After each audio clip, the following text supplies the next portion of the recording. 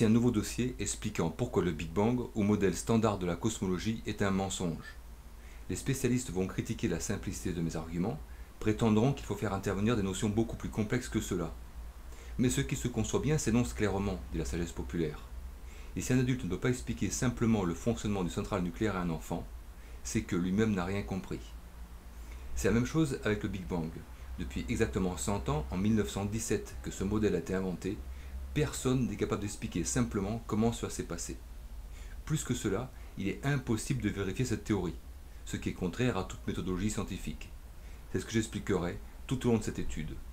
De plus, le Big Bang est beaucoup trop éloigné du concret pour être valable, et vous allez voir le nombre d'incohérences et d'impossibilités qu'on trouve dans ce modèle. Allez, place aux images.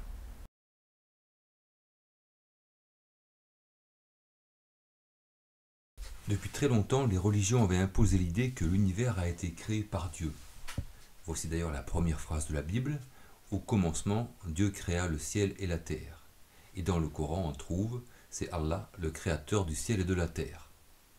Mais si on va avoir une démarche scientifique, on ne peut pas utiliser l'hypothèse de Dieu parce qu'on ne peut pas définir ce qu'est Dieu. Ça ne veut pas dire que Dieu n'existe pas, cela signifie qu'on ne peut pas utiliser cette hypothèse pour déterminer si l'univers a une origine ou non. Et surtout, comment Dieu aurait-il fait concrètement pour créer l'univers? Les religieux affirment qu'on ne peut pas répondre parce que Dieu est trop grand pour nous, parce que ses lois sont impénétrables. Or, une affirmation qu'on ne peut prouver et qu'on ne peut remettre en question est un dogme. Mais de plus en plus de scientifiques, cherchant à comprendre notre monde de façon rationnelle, ne pouvaient plus accepter l'idée qu'un Dieu aurait créé le monde sans que les religions soient capables d'expliquer comment il aurait fait. À partir des années 1700, pour la première fois, des personnalités réputées comme Emmanuel Kant, Pulitzer, Karl Marx, Friedrich Engels s'opposent à la version de la Bible et affirment que l'univers est éternel et n'a pas été créé par Dieu. En 1917, Einstein propose un nouveau modèle de l'univers en utilisant sa théorie de la relativité, mais lui aussi avec l'idée d'un univers éternel. En 1927, le Belge Georges Lemaître expliqua que l'univers actuel provenait d'un atome primitif qui s'est expansé pendant des milliards d'années jusqu'à devenir l'univers tel qu'il est aujourd'hui. Il est intéressant de remarquer que Georges Lemaître était un prêtre catholique de haut rang et membre du Conseil des scientifiques du pape, et qu'en 1996, le pape Jean-Paul II affirma à son tour « La théorie de l'évolution n'est plus une hypothèse ». Il validait donc l'idée scientifique que l'univers a une origine. Donc si l'univers a une origine, c'est qu'avant il n'y avait rien, non pas un univers vide sans rien dedans, mais le néant. Rien n'existait, pas de matière, pas d'espace, pas d'énergie, pas de temps, rien. Et de ce rien est apparu un point infiniment plus petit qu'un atome, qui s'est expansé des milliards et des milliards et des milliards et des milliards de fois, s'est transformé jusqu'à devenir l'univers actuel, dont la Terre immense qui nous entoure. Mais si c'était le néant, s'il n'y avait rien, d'où serait venu cet atome primitif? S'il n'y a rien, s'il n'existe rien, ni matière, ni énergie, ni temps, rien ne peut apparaître puisqu'il n'y a rien. Les scientifiques prétendent ne pas avoir à répondre à cette question, puisqu'avant l'univers, le temps et la matière n'existaient pas, donc l'explication ne dépend pas d'eux. Pratique, non? Une donnée est gênante, on la néglige. Il paraît que le pape Benoît XVI aurait dit au soi-disant Stephen Hawking: ce qu'il y a après le Big Bang, c'est pour vous, les astrophysiciens, ce qu'il y a avant, c'est pour nous. Ou alors, ils nous disent que cela n'a pas de sens de demander ce qu'il y a avant le début de l'univers, comme cela n'a pas de sens de demander ce qu'il y a à gauche de la Terre, ou au nord du pôle nord de la Terre. Mais là, il s'agit d'espace statique, alors que le temps s'écoule. Or, si on remonte dans le temps depuis maintenant, on arrive, selon la science, à l'origine de l'univers quand rien n'existait, même pas un espace vide. Et on voudrait bien savoir comment quelque chose est apparu du néant. Si vous faites quelques recherches, vous verrez que les explications fournies par les scientifiques sont plus proches de la métaphysique que de la physique, que le temps deviendrait de l'espace, ou qu'à l'approche de l'origine, le temps se dilaterait, où il faudra faire intervenir la relativité ou la physique quantique, etc. Dans ce passage vidéo, le physicien-philosophe Étienne Klein explique bien qu'on ne pourra jamais savoir comment l'univers est apparu du néant, et qu'on ne saura sans doute jamais, alors que c'est la base de tout ce modèle. On arrive à démontrer scientifiquement, ne me demandez pas comment, j'en suis incapable, que l'univers a eu vraiment une origine. C'est-à-dire qu'il a été précédé par du néant. Est-ce qu'on sera capable de comprendre la transition qui a fait passer du néant à l'apparition d'une chose? Je pense que non. Je pense que non. Parce que pour expliquer cette transition, il faudrait... Pourtant, cela ne gêne pas la communauté scientifique qui prétend expliquer comment est né l'univers, comment est-ce qu'il a évolué jusqu'à ce qu'il est maintenant. Et vous allez voir la quantité incroyable d'incohérences et d'impossibilités qu'on peut trouver dans ce modèle du Big Bang. Un 10 millionième de milliardième de milliardième de milliardième de milliardième de seconde après la naissance de l'univers, c'est l'ère de Planck, ou limite de Planck. Les scientifiques reconnaissent qu'ils ne savent pas ce qu'il s'est passé pendant ce moment très bref, parce que la matière, l'énergie, le temps, les lois, la vitesse de la lumière avaient des valeurs trop différentes de celles d'aujourd'hui. Mais ils ne sauront jamais. Comment voulez-vous arriver à comprendre un phénomène qui a duré un 10 millionième de milliardième de milliardième de milliardième de milliardième de seconde et qui se serait produit il y a 14 milliards d'années et qui est donc impossible d'être analysé concrètement? Les scientifiques font varier de nombreux paramètres sur d'énormes ordinateurs pour arriver à déterminer un modèle qui pourra expliquer ce qui s'est passé pendant ce moment très bref. C'est pratique, non? En fait, ils vont inventer ce qu'il s'est passé, mais il ne s'agira que d'une théorie totalement invérifiable.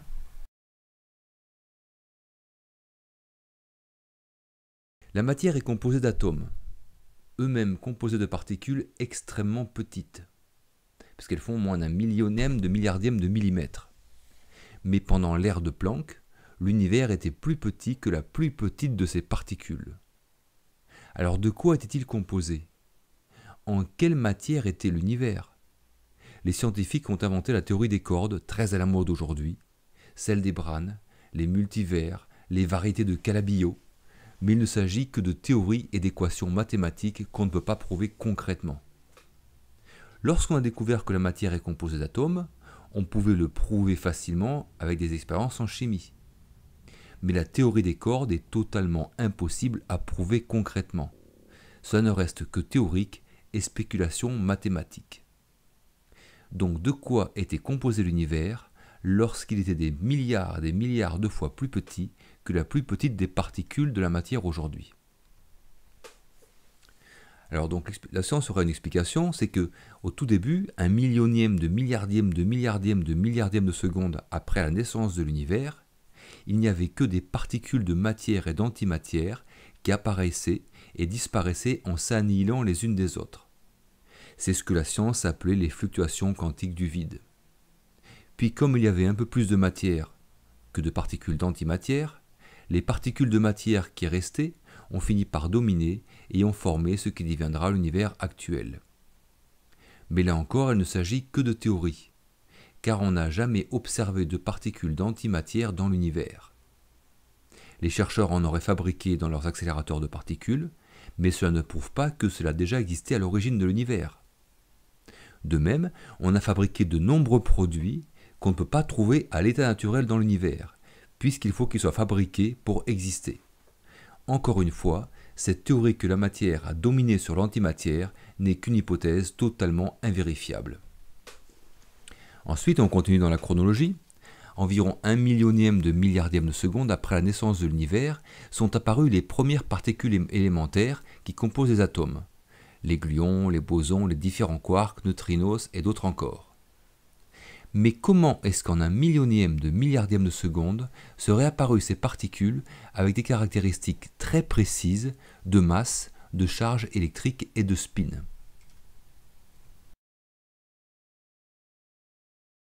Puis 3 minutes après la naissance de l'univers, les premiers atomes commencent à se former, l'hélium, le deutérium, le lithium. C'est ce qu'on appelle la nucléosynthèse primordiale.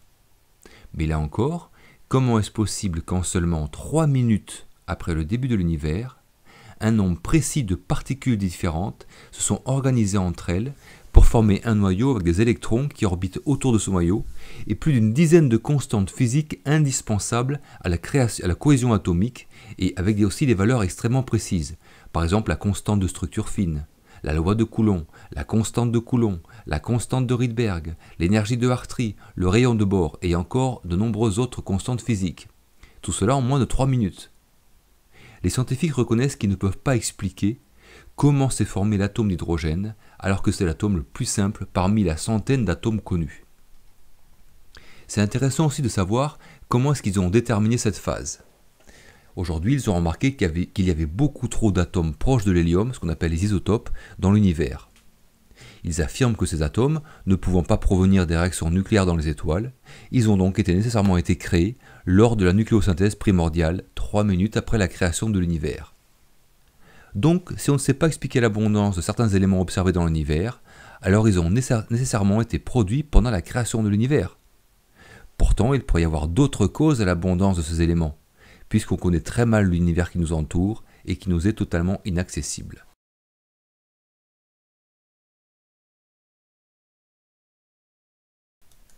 Un dernier élément concernant le début de l'univers, à ce moment, l'univers était encore très compact. Il était donc tellement lourd que sa gravité était colossale, et les photons, qui sont des particules de la lumière, ne pouvaient en sortir. L'univers était donc totalement obscur. Puis l'univers en s'expansant est devenu plus grand, l'attraction gravitationnelle a donc diminué, ce qui a permis aux photons de sortir, et la lumière est brusquement apparue. Remarquez à nouveau la similitude avec la Bible. Dieu dit que la lumière soit, et la lumière fut. Alors on observe effectivement avec des radiotélescopes un rayonnement très faible, puisqu'il ne ferait que 2,7 degrés Kelvin. Selon les astrophysiciens, ce rayonnement serait les restes de cette explosion de lumière qui s'est produite il y a 14 milliards d'années. Pour comparer, c'est comme si on chauffe une pièce de métal, puis qu'on la laisse au repos. Plusieurs heures après, on pourra mesurer qu'elle est encore un peu plus chaude que l'air ambiant. Et de même, l'explosion de lumière qui aurait eu lieu au début de l'univers il y a 14 milliards d'années aurait laissé des traces qui seraient mesurables. Ce rayonnement a été découvert en 1965 par les astronomes Wilson et Penzias.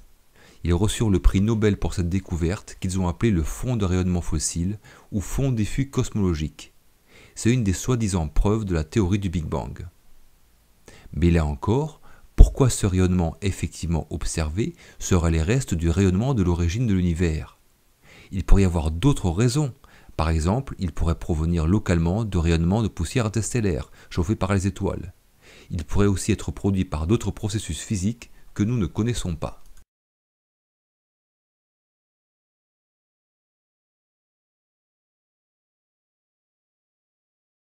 Les atomes qui ont été formés on ne sait comment se regroupent en molécules, puis elles-mêmes se regroupent pour former d'immenses nuages gazeux de plusieurs milliards de kilomètres de diamètre. Ces nuages de gaz vont soi-disant se contracter pour former des centaines de milliards d'étoiles d'une galaxie, mais aussi les milliers de milliards de planètes en orbite autour de ces étoiles. Si on divise la masse de toutes ces étoiles de notre soi-disant galaxie, la Voie lactée, par le volume qu'elle faisait à l'origine, lorsqu'elle était qu'un nuage de gaz, on trouve une densité des milliards de fois plus faible que l'air autour de nous. Tellement faible qu'on peut se demander s'il s'agit vraiment d'un gaz ou de molécules éparpillées dans le vide de l'espace. Puis certains de ces nuages de gaz vont se contracter. On parle d'effondrement gravitationnel. Cette théorie est admise par toute la communauté scientifique, elle est pourtant incohérente. Tout d'abord parce qu'un gaz ne peut pas se concentrer de lui-même, parce qu'il est composé de molécules dont les électrons sur la couche extérieure est négative, donc ces molécules se repoussent entre elles. Il faut une force extérieure pour comprimer un gaz, sinon il se détend, il s'évapore comme le gaz d'un briquet ou d'une bombe à aérosol. Lorsque nos fusées arrivent dans l'espace, les gaz émis par leurs réacteurs ne se concentrent pas, ils se dispersent. De même, les gaz émis par les comètes se dispersent dans le vide. Comment les nuages primitifs au début de l'univers, des milliards et des milliards de fois moins denses que notre air, pourraient se concentrer? Selon la science, ce serait la force de gravitation de l'ensemble des molécules qui aurait permis cet effondrement gravitationnel parce qu'elle serait plus forte que les forces intermoléculaires repoussant les molécules entre elles. Mais il faut que l'objet soit solide, pour qu'il y ait une attraction gravitationnelle. Parce que la force de gravitation ne s'exerce que sur des molécules liées entre elles. On n'a jamais observé, et encore moins mesuré, l'attraction gravitationnelle d'un liquide libre ou encore d'un gaz. Or, dans le cas de gaz des milliards de fois moins denses que notre air, il n'y a aucun lien entre les molécules. Comment est-ce qu'il pourrait y avoir une force de gravitation?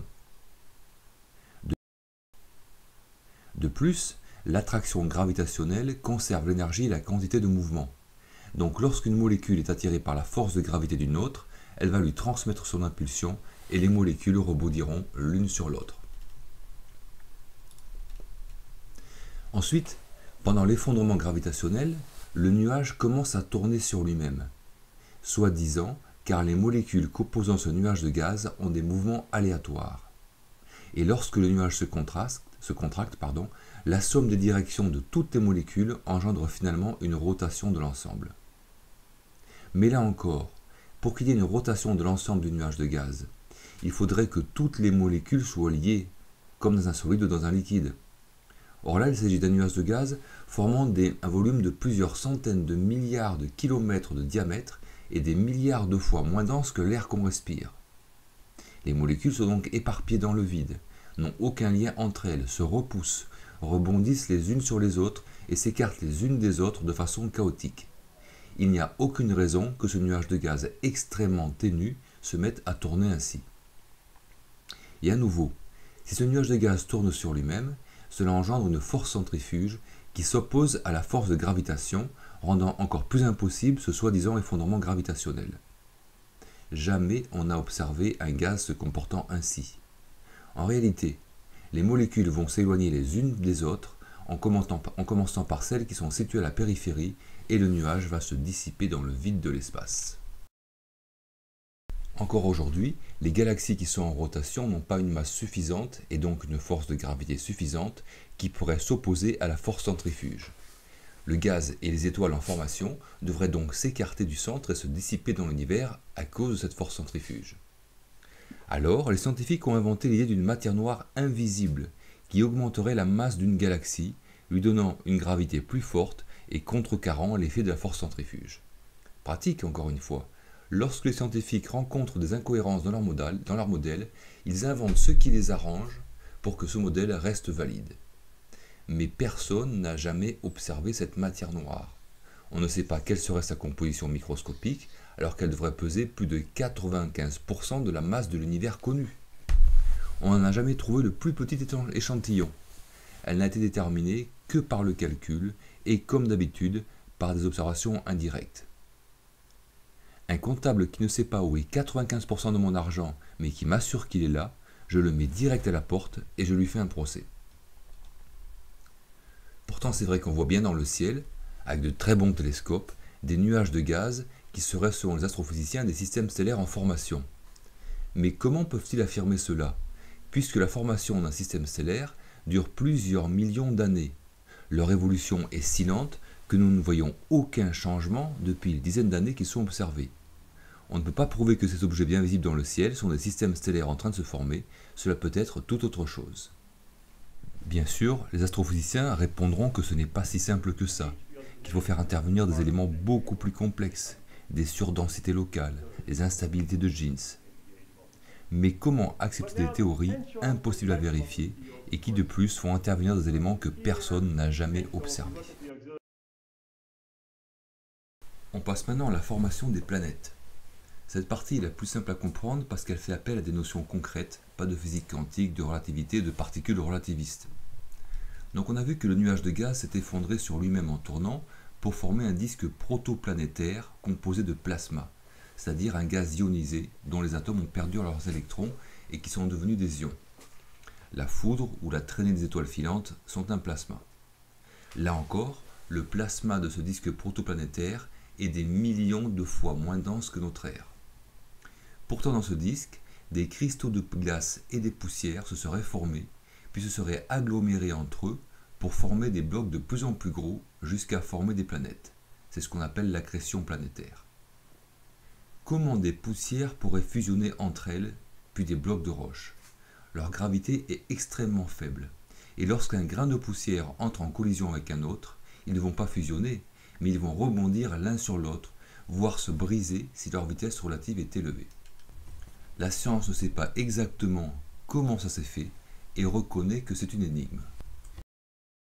Et c'est pas fini. Comment est-ce que des blocs de roches s'assemblant au hasard pourraient former une planète qui a la forme d'une sphère?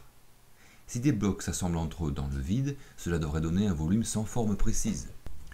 Pour que de la matière s'accumulant au hasard forme une sphère, il faut d'abord qu'elle soit plastique.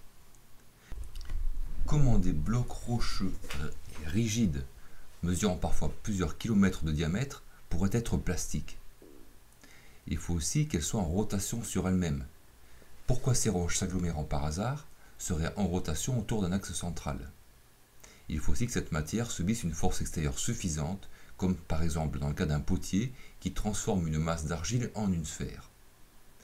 Comment des milliards de blocs rocheux s'agglomérant au hasard pourraient finir par former des planètes actuelles ayant la forme d'une sphère? Il s'agit encore d'un conte pour enfants, avec de belles images de synthèse, mais totalement décalées par rapport à ce que serait une telle situation. Heureusement, la science reconnaît là encore qu'elle ne comprend pas comment ça s'est produit. Ils peuvent chercher longtemps, le bon sens nous montre bien que cela n'est pas possible.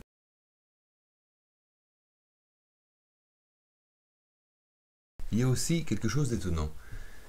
Pourquoi les planètes du système solaire ont des caractéristiques aussi curieuses alors qu'elles auraient été formées que par des blocs s'assemblant au hasard? Par exemple, selon la science, la Lune serait le résultat d'une collision de la Terre, à ses origines, avec une petite planète qu'ils ont nommée Theia.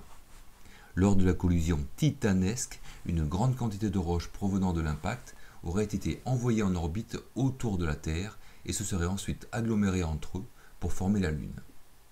Là encore, comment des blocs de roches pourraient fusionner entre eux alors qu'ils devraient rebondir les uns sur les autres? Comment est-ce possible que la Lune a exactement le même diamètre angulaire que le Soleil? Le diamètre angulaire, si par exemple vous tendez votre doigt devant vous, il fait quelques millimètres, un petit centimètre de largeur. Mais il aura le même diamètre angulaire que la Lune, qui fait 3400 km de diamètre, elle-même ayant le même diamètre angulaire que le Soleil, faisant 1 400 000 km de diamètre.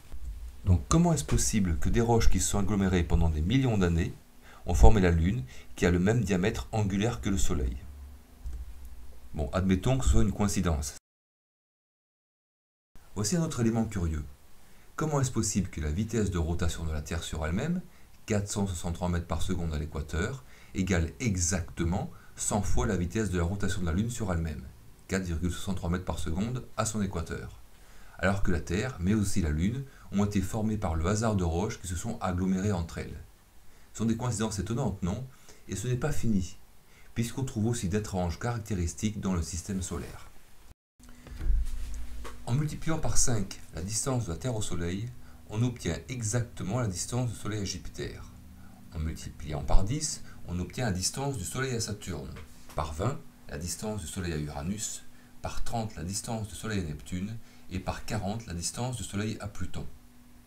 Comment des poussières et des blocs de rochers s'agglomérant au hasard et sur des distances de plusieurs milliards de kilomètres auraient pu s'organiser avec des valeurs aussi régulières?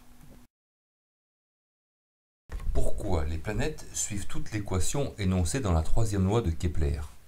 Si vous prenez le temps de révolution d'une planète autour du Soleil au carré et que vous le divisez par la distance de cette planète au Soleil au cube, vous obtiendrez toujours la même valeur. Sur le schéma, T correspond au temps de révolution autour du Soleil en secondes et A correspond à la distance de la planète du Soleil en mètres. Là encore, comment des poussières s'agglomérant au hasard et sur des distances de plusieurs milliards de kilomètres auraient pu s'organiser avec des valeurs aussi régulières? Est-ce que le système solaire est bien ce qu'on nous en dit? Il y a vraiment des questions à se poser sur ce sujet que je développerai une prochaine fois. Finalement, leur théorie de la formation des planètes est impossible à prouver pour plusieurs raisons. Tout d'abord, les prétendues planètes en formation sont noyées dans un amas chaotique de poussière et de roches sur plusieurs millions de kilomètres d'épaisseur. Ensuite, la formation d'une planète durerait plusieurs dizaines de millions d'années. On ne peut donc voir aucune évolution, même la plus infime. Et surtout, parce que les planètes sont beaucoup trop éloignées de la Terre pour être visibles même avec les meilleurs télescopes. les seules images proviennent du télescope spatial Hubble. Voici par exemple la soi-disant photo d'un disque protoplanétaire en formation réalisé par ce télescope. Non seulement la science reconnaît que ces images ne permettent aucune observation utile parce qu'il y a trop de gaz et de poussière autour de l'étoile en formation, mais en plus, ce télescope spatial est entièrement contrôlé par la NASA et par l'ESA. On connaît les mensonges déjà proférés par ces organismes depuis bien longtemps, le voyage vers la Lune, les stations spatiales, la mission vers Mars, la mission Rosetta, etc., etc. On peut donc mettre en doute certaines de ces images obtenues avec ce télescope. Pourtant, c'est avec ce genre de photos que les astrophysiciens échafaudent leurs théories. Quelle valeur peut-on donner à un modèle s'il est impossible de le vérifier, puisqu'il n'existe aucune image de planète en formation, même avec les meilleurs télescopes sur Terre? La théorie du Big Bang, au modèle standard de la cosmologie, explique qu'à l'origine, l'univers qui était plus petit qu'un atome s'est expansé comme lorsque vous mettez dans un four un gâteau contenant des raisins secs. Tous les raisins s'écarteront les uns des autres lorsque le gâteau gonflera. Dans le cas de l'univers, ce ne sont pas des raisins secs, mais des étoiles et des galaxies.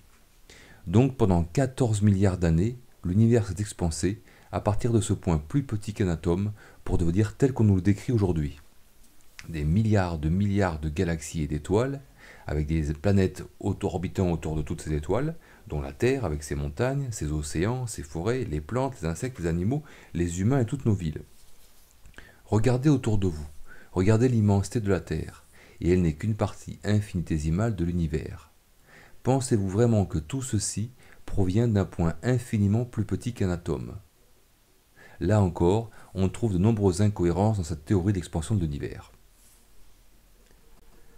Tout d'abord, d'où venait la force qui a poussé les particules de ce grain, infiniment petit, à s'expanser? Un gâteau dans un four gonfle parce qu'il reçoit de la chaleur. Un ballon augmente de volume parce qu'on lui insuffle de l'air. Mais là, d'où vient cette force qui a expansé l'univers?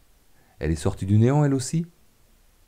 Et comment cette force pourrait expanser l'univers de la même façon lorsqu'il était des milliards et des milliards et des milliards de fois plus petit qu'un atome, aussi bien qu'aujourd'hui, lorsque les galaxies sont séparées par plusieurs milliards de kilomètres? De plus, puisque l'univers à son origine était plus petit qu'un atome, l'attraction gravitationnelle y était donc très élevée. Comment les particules auraient pu s'écarter du noyau initial en s'opposant à cette gravité? Il aurait fallu une force énorme. Les scientifiques ont inventé l'idée d'une énergie noire, existant encore soi-disant aujourd'hui, dont la force aurait été suffisante pour s'opposer à l'attraction gravitationnelle. Énergie noire que personne n'a jamais observée ni mesurée dans l'univers, à part avec des moyens indirects. C'est comme en observant une ombre chinoise, on analyse que c'est l'ombre d'un chien, alors qu'il s'agit d'autre chose. Pourtant, c'est avec ces moyens indirects qu'il prétend expliquer comment l'univers s'expanse depuis 14 milliards d'années. Une dernière chose. Au début de l'univers, ce sont les particules qui s'expansent entre elles, puis les atomes et les molécules. Mais lorsque ces molécules s'assemblent entre elles, alors les forces intermoléculaires fixent les distances. Puis quand ces molécules se sont assemblées pour former des poussières, puis des roches, puis des planètes, ce sont les forces gravitationnelles qui fixent distance et l'expansion de l'univers n'intervient plus à leur niveau. Sinon, notre corps subirait aussi l'expansion de l'univers de quelques nanomètres cubes par an, ainsi que la Terre, de quelques kilomètres cubes par an. L'expansion ne se produit plus qu'entre les galaxies. Mais pourquoi est-ce que la distance entre les galaxies augmente? Puisqu'il n'y a que du vide entre ces galaxies, c'est donc le vide qui s'expanse. Mais lorsque quelque chose s'expanse, sa densité diminue. Donc si le vide s'expanse, sa densité devrait diminuer. Mais comment ce vide pourrait-il devenir encore plus vide? Et encore une fois, quelle force pourra permettre au vide de s'expanser? Ah oui, l'énergie noire. Pourtant, les astrophysiciens prétendent qu'il y a une preuve irréfutable à l'expansion de l'univers, ce qu'on appelle le redshift, ou décalage vers le rouge du spectre lumineux des étoiles. C'est la base de la théorie de l'expansion de l'univers. Le redshift, c'est comme l'effet Doppler pour le son. Lorsqu'une voiture passe devant nous en klaxonnant, plus elle s'éloigne de nous, plus le son devient grave, parce qu'avec la distance, la longueur d'onde du son que l'on entend augmente.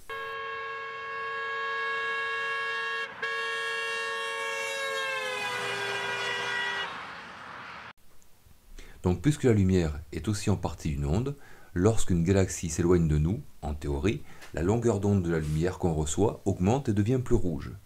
C'est ce qu'on appelle le redshift, ou décalage vers le rouge. Et lorsqu'une galaxie se rapproche de nous, inversement, la longueur d'onde que l'on reçoit diminue et devient plus bleue. Le chercheur Edwin Hubble de l'Observatoire astronomique du Mont Wilson et son acolyte Milton Humason avaient observé que plus les galaxies ou étoiles sont éloignées de nous, plus leur spectre lumineux se décale vers le rouge. C'était donc, selon eux, la preuve irréfutable de l'expansion de l'univers. Déjà, il y a un doute sur la mesure de la distance de ces galaxies situées à plusieurs milliards de kilomètres. Je ne développerai pas ce point ici. Mais surtout, pourquoi ce décalage du spectre lumineux vers le rouge signifierait que ces objets s'éloignent de nous? Il peut y avoir d'autres raisons qu'on ne connaît pas encore. Selon Jean-Marc Bonnet-Bidot, astrophysicien du Commissariat à l'énergie atomique, nous observons un décalage vers le rouge de la lumière d'objets lointains et nous en déduisons que l'univers se dilate. Mais cette interprétation n'est qu'une des hypothèses possibles et l'on n'a pas forcément besoin d'avoir un univers en expansion pour obtenir ce décalage vers le rouge de la lumière. Par exemple, on n'est pas sûr que la longueur d'onde de la lumière soit constante. Il est possible que la lumière soit fatiguée d'avoir parcouru plusieurs milliards de kilomètres et d'être passée au travers des gaz d'autres galaxies, de poussière, ce qui affaiblit son signal. C'était l'idée proposée par Fritz Zwicky en 1929 et bien entendu controversée aujourd'hui. Pourtant, c'est ce même Fritz qui a inventé l'idée de la matière noire. La théorie du redshift a été très critiquée dès son origine, d'abord par l'astronome Alton Harp. Il avait remarqué que plusieurs galaxies ont un spectre qui se décale vers le bleu, prouvant qu'elles se rapprochent de nous. Par exemple, la galaxie d'Andromède M31, la plus visible dans le ciel, se rapproche de nous. Ça embarrasse bien les scientifiques, puisque selon leur théorie de l'expansion de l'univers, tous les objets devraient s'écarter les uns des autres. Alton Harp avait aussi remarqué que parfois entre deux galaxies reliées l'une à l'autre par un pont de matière, l'une montrait un blue shift, alors l'autre montrait un red shift, signifiant que l'une des galaxies se rapproche de nous alors que l'autre s'éloigne de nous, ce qui est impossible puisqu'avec l'expansion de l'univers, les deux galaxies devraient nécessairement s'éloigner de nous toutes les deux. Je résume car le travail de Alton Harp est beaucoup plus avancé que ces deux paragraphes. Il avait observé 338 galaxies n'ayant pas de décalage vers le rouge. Alors pourquoi, alors que ces observations invalidaient la théorie d'expansion de l'univers, Alton Harp a été écarté des laboratoires de recherche et interdit d'accès aux grands télescopes et obligé de s'exiler des USA? Alors soit les astrophysiciens prouvent que ces théories ne sont pas valables et il n'est plus crédible vis-à-vis de la communauté scientifique, soit les astrophysiciens reconnaissent ces travaux mais acceptent le débat pour faire évoluer la science. Mais rejeter un scientifique parce que ses théories s'opposent au courant officiel et refuser tout débat, cela prouve tout simplement que ce courant officiel, donc la théorie de l'expansion de l'univers, est fausse. Et donc si l'univers ne s'expanse pas, alors il n'a pas d'origine. Alton Harp n'est pas le seul à s'être opposé à la théorie d'expansion de l'univers. Fred Hoyle a été le premier à dénoncer cette théorie. C'est d'ailleurs lui qui l'a appelé Big Bang pour ironiser. Fred Hoyle n'est pas n'importe qui, puisqu'il a été nommé 3 fois pour être prix Nobel de physique. Voici ce qu'il disait. Le Big Bang est une théorie naïve et puérile, digne d'un enfant de 8 ans. Si une théorie est juste, elle s'énonce en une dizaine de mots. Si elle s'énonce en un trop grand nombre de mots, elle est certainement invalide. C'est le cas de la théorie du Big Bang qui a besoin d'1 milliard de mots pour être énoncée. Plus tard, le célèbre astrophysicien Hubert Reeve disait à son tour « Pendant des années, la théorie de l'expansion de l'univers n'eut pas la cote. Quand j'étais étudiant aux États-Unis, vers les années 1960, on n'en parlait pas. Elle sentait le soufre, à cause de ses résonances bibliques. » On trouve cette référence dans son livre Patience dans l'azur. Et encore Jean-Marc Bonnet-Bidot du Commissariat à l'énergie atomique, notre conception de l'univers est fragile. Cela fait sans doute 20 ou 30 ans qu'on aura dû s'apercevoir qu'on est sur une forme de fausse piste.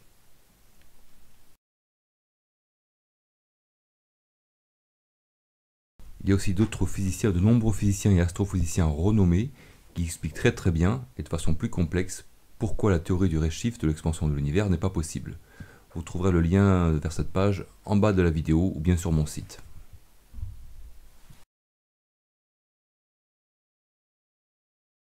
Comme on l'a vu, ni la religion ni la science n'expliquent d'où nous venons. Et ce n'est pas tout, car même si on ne se préoccupe pas de ce point, il y a une question fondamentale que les scientifiques n'arrivent pas à résoudre. Est-ce que l'univers est fini ou infini? Dans la communauté scientifique, cette question de topologie reste encore sans réponse.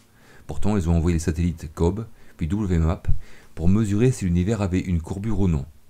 Pourtant, il n'y a pas besoin de satellites valant des centaines de millions de dollars, ni de théories complexes pour y répondre. Il suffit juste un peu de logique.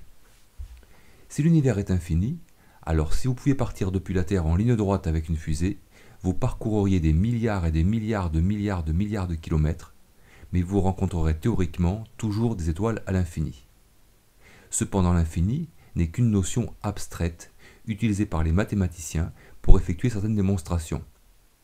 Ce n'est que de la théorie, puisqu'il est impossible de prouver concrètement que l'infini existe. Je vous invite à aller voir le site de Christian Magnan qui est très intéressant sur ce point de vue-là. Affirmer que l'univers est infini est donc contraire à la méthodologie scientifique, puisqu'on doit pouvoir prouver ce qu'on avance. Mais ce n'est pas tout. Il y a un autre point qui est étonnant. Dans un univers infini, on trouverait nécessairement d'autres systèmes solaires identiques aux nôtres, où il y aurait une planète identique à la Terre, où il y aurait des continents et des pays identiques aux nôtres, où il y aurait la même histoire, et donc d'autres personnes exactement comme vous, faisant exactement la même chose que vous maintenant. Et puisque l'univers est infini, alors il y aurait une infinité d'autres vous, ce qui est absurde. Alors si l'univers n'est pas infini, donc c'est un volume limité par sa paroi extérieure, comme une balle, une table ou un téléphone ont un intérieur et une paroi extérieure. Mais qu'est-ce qu'il y a au-delà de cette paroi, au-delà de ses bords? Les astrophysiciens essaient d'inventer l'idée d'un univers qui n'aurait pas de bords, mais c'est impossible. Un univers qui n'a pas de bords est infini. Or, on a vu que l'univers ne peut pas être infini. Alors les spécialistes nous parlent d'espace-temps, d'univers chiffonné, d'espace dodécadrique de points carrés, et d'autres très beaux concepts mathématiques, mais qui ne sont que des équations et qui ne peuvent exister concrètement et sont même impossibles à représenter. L'univers ne peut donc pas être fini, limité. Alors non seulement on a vu que la théorie d'expansion de l'univers n'est pas possible concrètement, mais en plus que l'univers ne peut pas être tel qu'on nous le décrit. La Terre tournant autour du Soleil, ce système solaire tournant autour du centre de notre galaxie, la Voie lactée, comportant des centaines de milliards d'autres soleils. La Voie lactée elle-même baignant dans un univers gigantesque avec des milliards et des milliards d'autres galaxies. Donc si l'univers ne peut pas être fini ni infini, comment est-il? L'univers en fait est autre chose que ce qu'on nous en dit, et la vérité va en surprendre plus d'un. Ce sera l'objet d'une prochaine parution.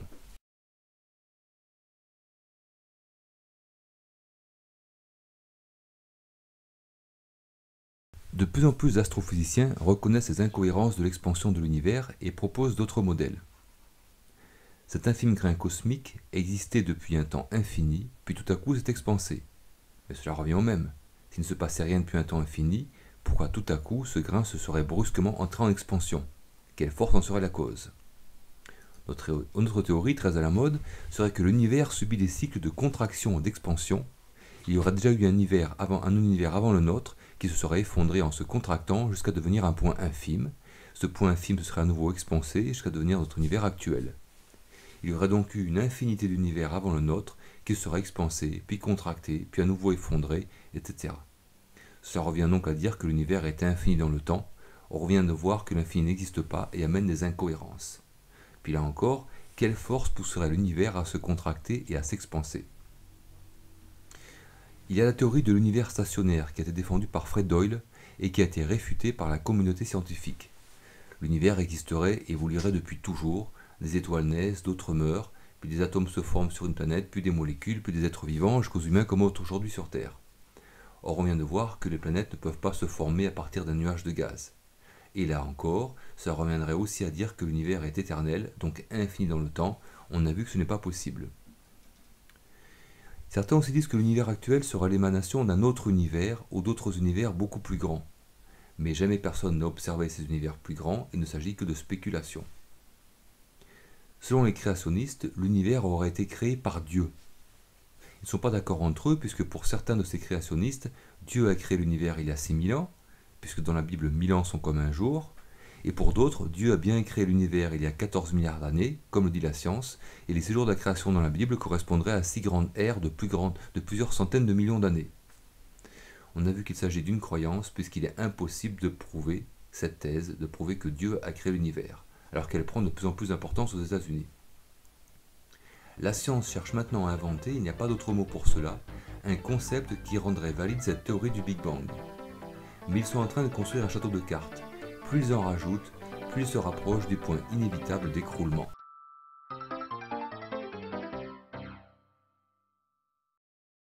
En fait, la théorie du Big Bang n'a absolument rien à voir avec notre réalité quotidienne. Il ne s'agit que de spéculation. Ils nous parlent de galaxies situées à des milliards de kilomètres de nous. Ils prétendent qu'il existe de la matière noire dans l'univers, de l'énergie noire que personne n'a jamais vue. Il faut raisonner à partir de ce que l'on voit autour de nous et qui nous concerne. Lorsqu'un chercheur étudie un virus mesurant quelques millionièmes de millimètres, ce virus est invisible à l'œil nu. Mais on peut l'observer avec un microscope électronique et on peut en mesurer les effets. Or, c'est impossible d'observer concrètement le Big Bang, c'est-à-dire l'expansion de l'univers, la matière noire, les multivers, les trous noirs troublants et autres inventions de la science tellement loin de notre quotidien. Et si on ne peut pas vérifier une théorie, alors il ne s'agit plus de science, mais de croyance. Les scientifiques disent que ce sont des hypothèses. Mais leurs hypothèses amènent de nouvelles questions qui demanderont de nouvelles hypothèses toujours invérifiables, de plus en plus complexes, de plus en plus incohérentes et éloignées du concret.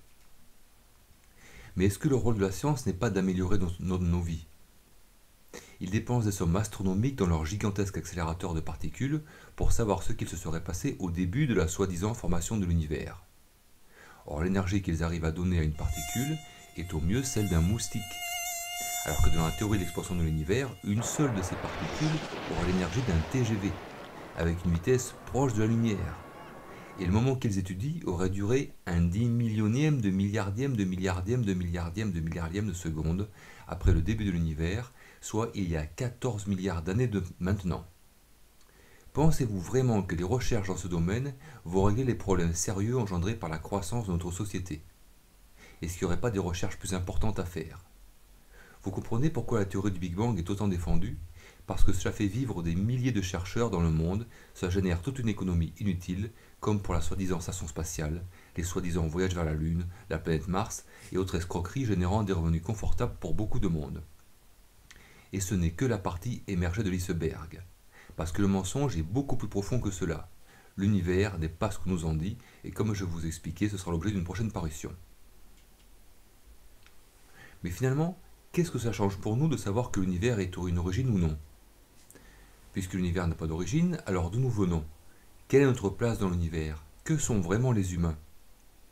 Arriver à répondre à ces questions bouleversera énormément de choses, nous redonnera notre pouvoir. Je ne développe pas plus parce que ce n'est pas le sujet ici, mais j'en parlerai plus tard. Voilà, c'est fini pour aujourd'hui. Partagez, faites passer le message si le contenu vous a plu. Et surtout, n'oubliez pas de mettre un pouce bleu pour augmenter le référencement et n'hésitez pas à me laisser un commentaire, c'est en communiquant qu'on avance. A bientôt!